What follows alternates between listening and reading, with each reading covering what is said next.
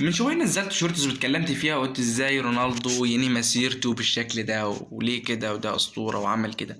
بعد ما بحثت في الموضوع وتفقدت وعرفت انه الموضوع ليه بعد نظر تاني، غير انه السعودية عايزة تنظم كأس عالم 2030 وهيكون وجه ليها رونالدو، وغير ان هي خلاص بتتطور وكذا، ونتمنى لها ان هي تستضيف كأس عالم 2030 وكذا.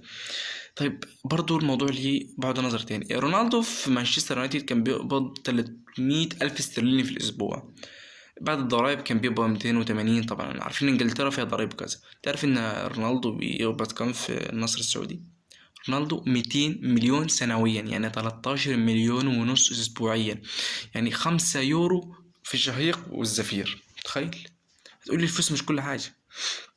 انت لو جاتك شغلانه بره ب10 آلاف ريال او كذا في دوله خارجيه، سيب الدنيا وبتطير. فقدروا رونالدو.